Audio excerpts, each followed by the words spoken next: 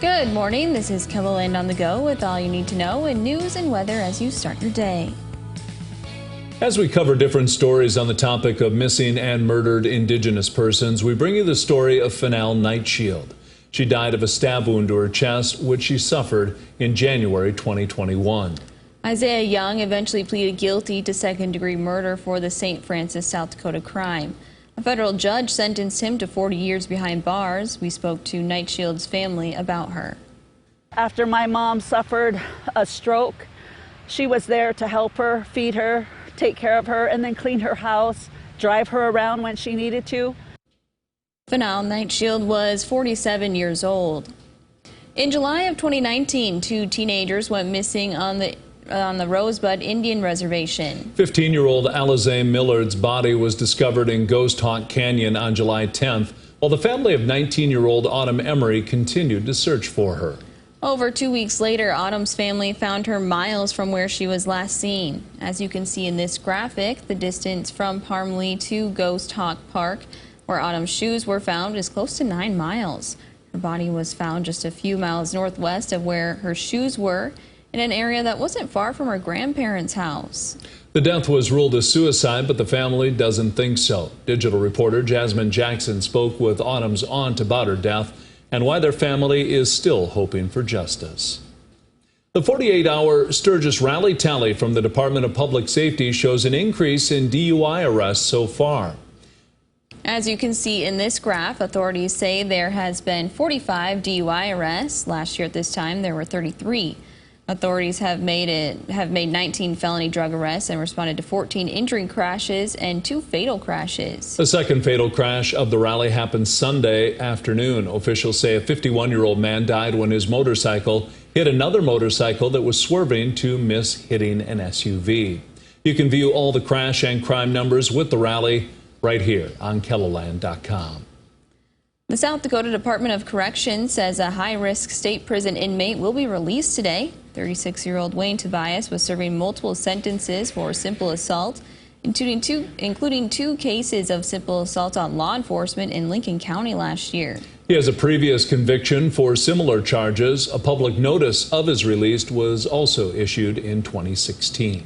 Well, now let's get a check of our weather with meteorologist Adam Rutt. We're starting to warm back up, Adam. Yeah, indeed, we are starting to warm back up. It is going to be noticeably warmer today compared to what we had really at any point on Monday, and that trend is going to continue for a little while longer. But we're off to a pretty nice start to the day right now as we take a look at our downtown camera. Just a smidge of fog out there in the distance as well. 61 with a sunrise that looked quite nice earlier today. South wind at 6 miles per hour. We're still seeing some cooler spots this morning. Up in northeastern KELOLAND, we're in the mid to upper 50s and the mid 50s yanked into Worthington and Spencer. Beyond that, a 60 or better for just about everybody else. Nice calm wind in place as well, predominantly out of the south at around 5 to 15 miles per hour, unless you're toward the Wyoming border, where it's more of a northwesterly wind.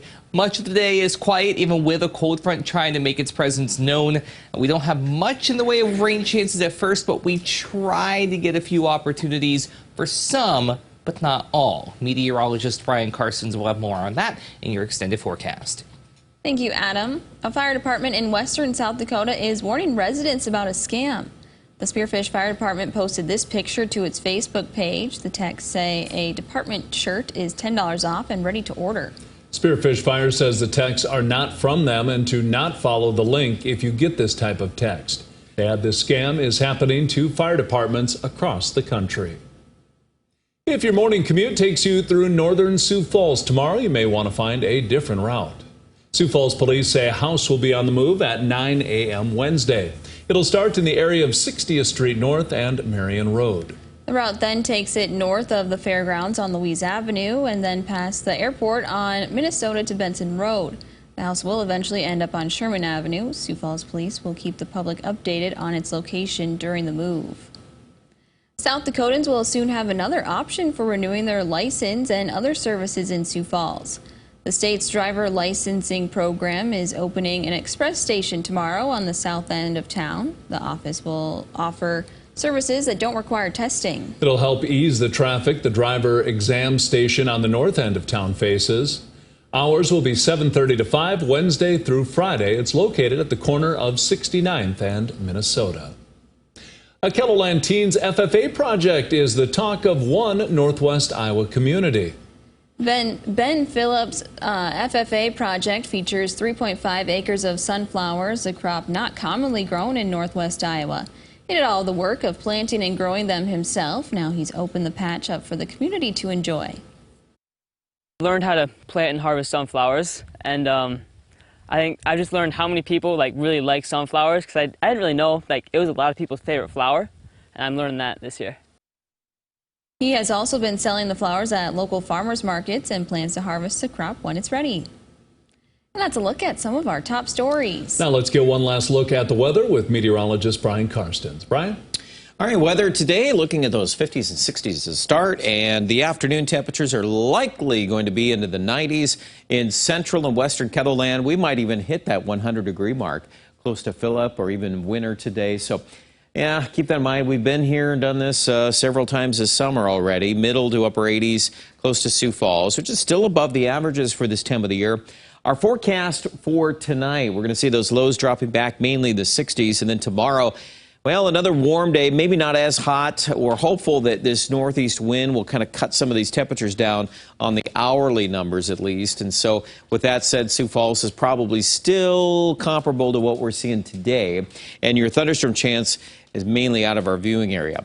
Let's skip ahead to Thursday. I wanted to give you kind of a broader perspective of some rain chances that are still showing up from eastern North Dakota into western Minnesota. So that does have an impact, but it looks as if things are still kind of locked in a little bit farther east. We'll watch that and see if we can budge those areas a little bit more into the drier sections of KELOLAND, but I would not count on that. It looks like that seems to be the more favored area a little farther east, which, by the way, there's still some 30-day deficits there in western Minnesota. Not everybody caught that rain, or not as heavy as it was perhaps, say, like in Laverne or the Worthington area.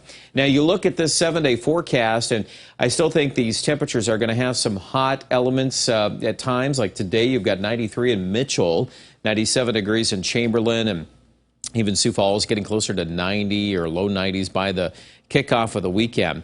We will keep that 30% chance of rain in the Sioux Falls forecast for Friday. We'll also hang that around on the Aberdeen forecast, and likely more 80s here in northeast South Dakota. You're just a little closer to some of those jet stream patterns that are just a little cooler. But Pierre, a lot of 90s. That's pretty much locked in right now. 95 to 100 there on Thursday and Friday. Overnight lows come back in the low 70s. Now, the chance of rain, when we look at days 5 through 7, we're starting to open up some monsoon rains out of Wyoming. We've carried those chances of rain into Rapid. We'll kind of start that up Friday night into Saturday, but better chances by Sunday. Check out the details about that online at KELOLAND.com.